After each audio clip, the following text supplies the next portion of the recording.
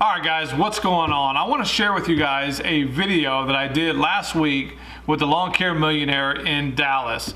And I went up there with a couple other guys, Blake and Naylor, and we kind of just visited the Lawn Care Nut, visited his facility, and we got to spend a couple days with him and talk and ask questions and do all that kind of stuff. And it was such a priceless trip for me, because just getting to spend a couple days with him and just kind of pick his brain and kind of see how his team works and kind of see how everything flows within his business was just, honestly, it was incredible. One of the best trips I've ever been on.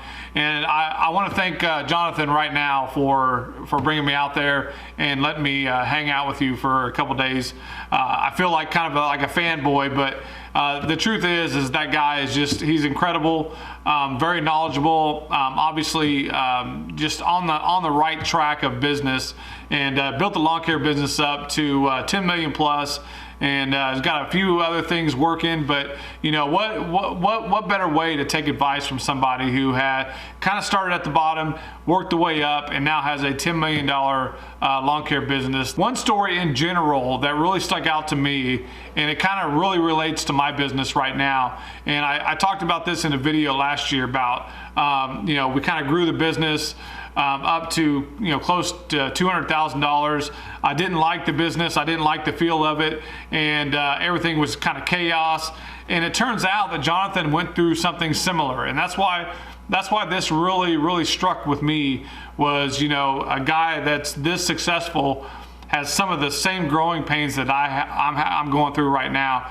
And it was really eye-opening to hear him tell this story. And I'm just gonna let this play out and let you guys hear it and just kind of take in all the information that he's given you, because it really is priceless information in my opinion. He's very knowledgeable, but a very humble guy, very easy to talk to. And like I said, I enjoyed the 2 days I spent with him, probably more than anything I've done as far as YouTube goes or talking with people. Just a phenomenal time with him and his team. So I'm not going to ramble on too much here, but I do kind of want to make this point. These are the types of videos on YouTube that honestly just don't get the views that they deserve. And I'm not doing this for views. I'm doing this to share information with you guys. This is not an entertainment video. You're not going to see music. You're not going to see some cuts or some fancy editing. I do want to thank Blake Albertson at B&B Lawn Care for being my videographer during this. I didn't bring my tripod, so he literally had to hold my camera for a good 15 minutes. So I do want to thank Blake. But my point is this, is that everybody wants to grow their business. Everybody wants to do better things in business and learn some of the tricks and learn some of the trade that the guys before us have done and been successful at. And this is a video right here that Jonathan, if you really listen to the video, he gives you a lot of information, a lot of sound information in my opinion. Everything kind of makes sense, and it really gave me a whole new perspective on business after talking with him for just a short amount of time. So like I said, I'm just gonna let this run. I hope you guys enjoyed. I hope you guys get some value out of it like I did. All right, what's going on guys? I'm Brian with Top Notch Lawn Care. This is Jonathan. Hey. And we're here kind of visiting his facility today, and I thought I would take this opportunity and ask you a few questions if you don't mind. Yeah, let's do it. So yesterday we were out driving around, and you were kind of talking, and you talked about a point in your business where you kind of grew the business, but you didn't like where it was going. Yep. Can you tell us about that and kind of what you did to correct that? Yep, that was one of the better business lessons of my life that I'll always remember. So, kind of accidentally ended up in the lawn care business. I did it in high school, never thought I'd be in the business again. I liked it, I just didn't think I was going to be in that. I thought it was going to be all software. So I ended up back in this business sort of by accident, and it was via buying some accounts. So we bought these accounts, about $50,000 worth of revenue. I didn't really know how to grow the business. I didn't know anything about the business at all. Didn't know how to hire people. Didn't know anything. So my thought was, I'll go get some commercial accounts, and I'll get some HOAs, and I'll go. I don't know how to market to get them, but I'll just kind of go knock on the door and see if I can drum up some business. So I knocked on a lot of doors and drummed up some amount of business, and then along the way I ended up getting some small residential accounts from a fence company that was getting out of mowing. They had just had a small number. I did some marketing, and I ended up with some big residential. I call big residential like 3.5 acres. And then I won this big commercial contract. I just had all kinds of, I had like little residential, little commercial, big commercial. I had HOA versus retail. I had everything going on. So I had this mix. So I had a mix of equipment, I had a mix of team members, because the residential guys would also mow commercial and vice versa. It was like just a mess. Yeah. And then we're spraying, we're doing fertilization weed control, we're doing mowing, we're doing flowers, we're doing all this stuff. And so it's sort of like one day you wake up in the business like, I'm not making any money on I don't know what the revenue was, let's call it approaching $400,000, maybe. I can't remember what it was. Yeah. And I'm making no money, I hate the business, I hate sort of life, not really, but like, God, it sucks. Like, there's problems every single day, something's going wrong every single day. And so there was this friend that kind of said to me, he was actually a partner in another business that I was in, he sort of said to me, well, if you don't like it, you don't have to do it, you could quit. Because I already had a revenue stream from somewhere else, and that's what gave me the courage to do what I'm about to describe. And so because of that sort of what he said, it just sort of bounced around my head for a bit, and then I started thinking, like, what if I did get rid of all the accounts that drive me crazy, like the ones I underbid, the ones where the client's just always unhappy or always asking for something, or what if I quit doing landscaping work? Like, it just takes up all my time. There were all these what ifs. What if I just went down to these 3 people? Because like these 3 guys do really good work. My other 8 guys kind of suck. And you just went through all those scenarios. And then it'd be like, well, what if we quit going all the way to this part of town, and we quit going all the way to that part of town, and we just went here, like near our office. Like, oh my goodness, like these things might be better. And so because I had an income elsewhere where I could still pay my mortgage and eat and take care of my family, I had the courage to do it, even though I was like super scared of it. So very nicely, I called up a whole bunch of clients and I fired them and let them go. Took care of them, till they found somebody else. And then I let everybody go but 3 employees. I parked the trucks except for 1. I kind of took all the best, so I think I had 3 crews, so I took all the best equipment off of the 3 crews and made 1 crew with the best equipment, essentially.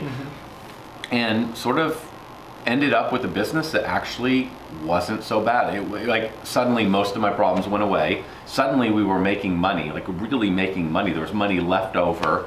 Suddenly all these interesting things were happening, and it got me re-excited about the business. I was pretty much done. Like, I'm like, why am I in the lawn care business? I didn't want to get back into it. I accidentally ended up back in this business. And so from that experience of like suddenly having a little bit of a peace of mind, and that there was a lot of relief, because all the problems I was having every day sort of went away.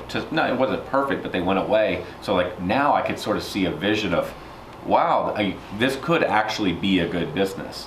And that sort of got me excited, where then I was like, okay, what would be a really awesome business? Like I just had this experience I didn't even think was possible. I didn't think you could walk away from the clients and the team, and I didn't think you could make a nice amount of money on this small of a business.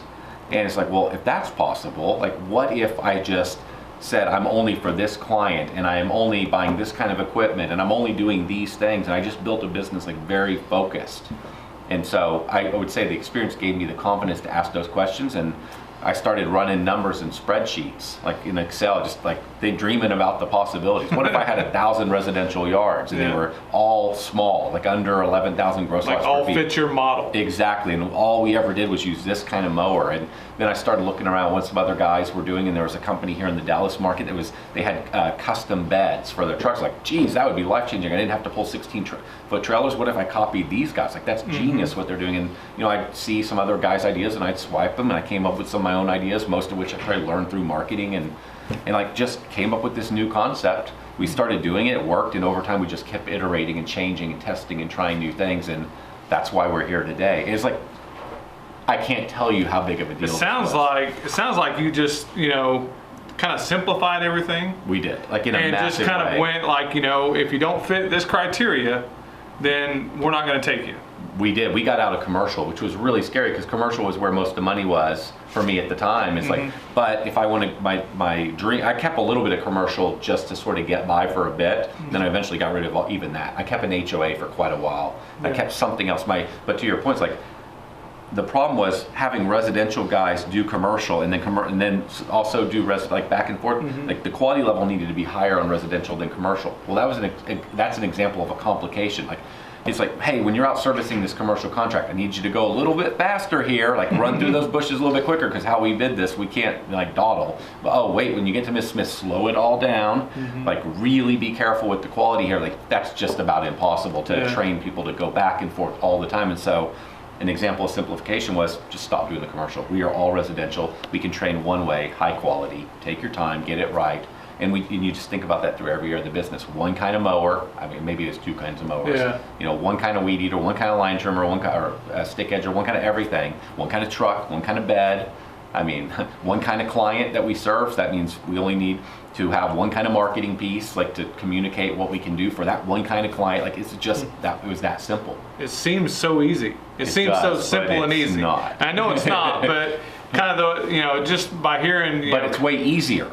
Exactly, and that's kind of what I mean is, you know, kind of like you said, you're eliminating the headaches. Not all the headaches, but you know, you don't have a headache every single day now. You know. No, it changed my life. It's like it showed me the possibility of what business could be done a different way. And I've met so many interesting guys over the years, and it's not uncommon you'll hear this story of like at one point it was almost like an attitude of like, screw it, I'm just going to do this. Like that thing where they were scared to do it, like they had this idea of reinventing the business or going in this different direction with this business or running in the opposite direction of everybody else in the industry or in their market. They're like, I'm done. Screw it. And they just go for it. And like that's the guy you're talking to later that has the $5 million business or the $10 million business. It's like a common story because most of us are all running around doing what everybody else is doing, and we're all getting exactly the same results. We're all talking to each other, telling the exact same stories about how everything sucks and it doesn't work. And like, you know, we're all wrong. It was transformative. And so I think a lot of times it's just simply having that courage to say like this, like I got into business to build my own business. What do I want? Who cares what he wants? Who cares what she wants? Who cares what their dream is? Who cares like this dude wants to be worth $20 million? Like that doesn't need to be my dream. Like what do I want for me and my family? The business is a tool. How do I need to build the business that will let me accomplish what I want to accomplish and take great care of my clients in doing so? It could be that you want a $300,000 business, it could be a $3 million, it could be a $30 million. You got to figure that out for you, and then once you know what that is, then you can go build the model. And if your dream is like, if I just want $1 million business, then my gosh, you only need to serve like one kind of client generally in most cities, not too many cities. You really don't need a complicated business. You can keep the business really simple and get there. If you want a $30 million business, okay, you should probably start really simple, build it up, and then over time it becomes more complex because to get to that size, you've got to keep adding more areas of service offering. So that's how I would think about it. It's like for the most of us, like really a relatively simple business will do what we need it to do. We complicate it because we don't want to say no to work, or we don't want to lose that revenue, or we don't want to like offend a client who's a great client that's like demanding you do their landscape install or fix their sprinklers. So it sounds like for the guys starting out, kind of the best thing to do is just, you know, kind of be focused on what you want and, you know, figure out what it takes to get what you want, and just, you know what I mean, and not stray off, and just kind of, you know, just have a plan and just go for it. Agree. And you know, and to exactly to your point, like let's say you get started and you like, this is what I want, I'm going to go get this thing. And you know, one of the reasons why that early part of the business is so frustrating and challenging is because you're sort of figuring it out. You're figuring out what you like, what you don't like, what you're good at. Like you're naturally gifted at certain things. There's other things you thought you were going to like doing that in business, and now you hate doing that in business. Like what are all the things you're procrastinating in your business that you know you should be doing? Those are probably the things you're not wired to be doing. Somebody else should be doing those things. Where I'm going with this is you may even have a path and say, hey, this is what I want. And then after a year or two, it's like, man, I thought I loved hardscapes. I dreamed of hardscapes. I thought that's what I wanted. And you know what? I don't love this. It's not what I want. And then you got to have the courage to say, let's take a step back and go another direction. Let's give up a little bit of money and let's build the company I want. And it's, you know, and that's okay. That's totally okay. You know, I argue, like for example, you'll hear about some guy, and some guy went from $0 to $1 million in 2 years. You're like, well, I suck. What's wrong with me? Well, half the game in the beginning is figuring out what do you want, and you don't know what you want till you go try some stuff. He probably had already started 3 businesses before and he knew how to do it. Or he was just very fortunate and he just picked the right thing at the right moment, And it worked out for him, but for many of us, we got to try some stuff, figure out what works for us, and then we got to, it's like, okay, that's the thing, now I'm going that direction. And you may be running a few years behind some other person you're comparing yourself to, and you can't do that. Yeah. And so it's exactly what you said. You find that thing and stay in that lane and go. Cool Do deal. what you want. Well, I appreciate you coming on, and I appreciate you having us out here. Yeah, no, thank you. I've learned so much past couple days, and Awesome. had a good time. Thank you, Thank sir. you. Appreciate it. You're welcome. Lawn Care Millionaire. If you guys want to check him out on YouTube, and check him out, and we'll see you later. See you there.